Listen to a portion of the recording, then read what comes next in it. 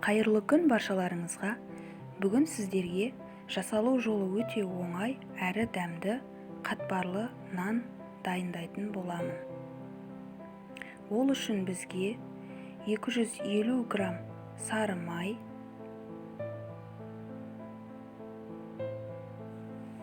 700 грамм ұн,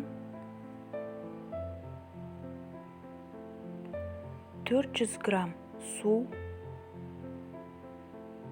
1 шай қасық тұз және 1 ас қасық сұйық май.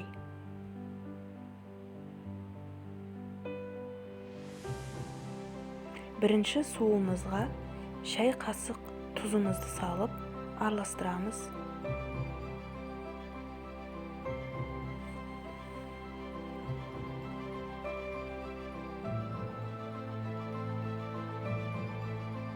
Одан соң ол суды ұнға құйып, қамырымызды илейміз.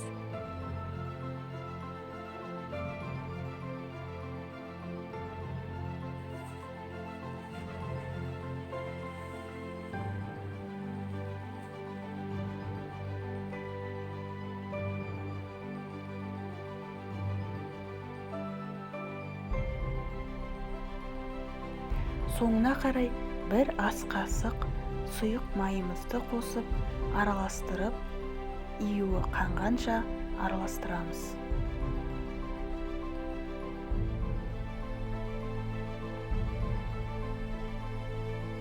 Қамырымыз осылай эластичный болып, қолға жабыспайтындай дайын болады.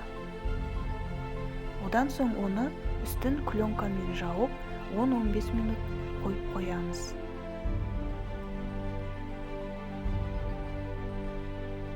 Дайын болған тестіні екіге бөліп,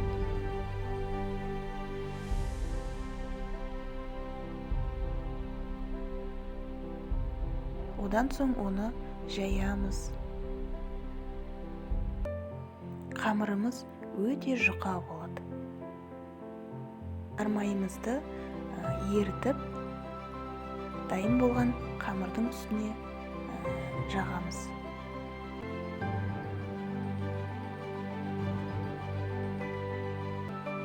Одан соң екінші қамырымызды май жағылған қамырдың үстіне қойып, оның үстінен тағы да май жағып шығамыз. Одан соң оқтаумен ораймыз.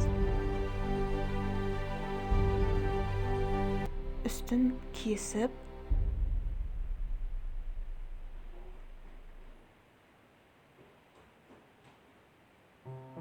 кесілген қамырды 3 бөлікке бөлеміз.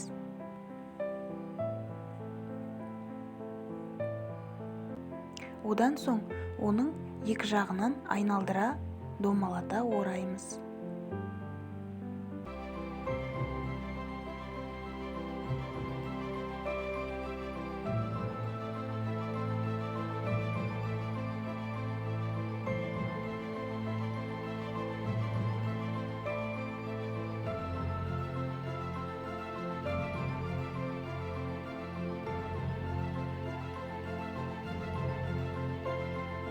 Болған қамырымызды үстінен орап жауып қоямыз 10-15 минутқа.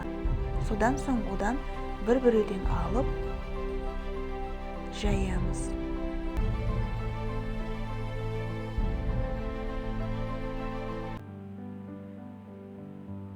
Міне біздің қатпарлы нанымыз дайын болды.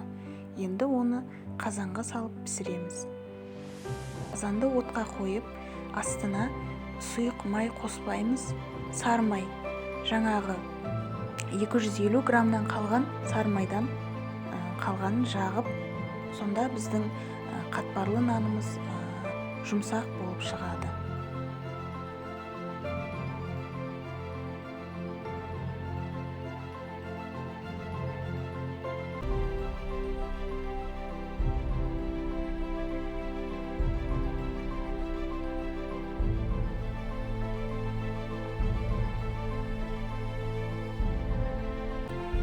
Міне біздің қатпарлы нанымыз дайын.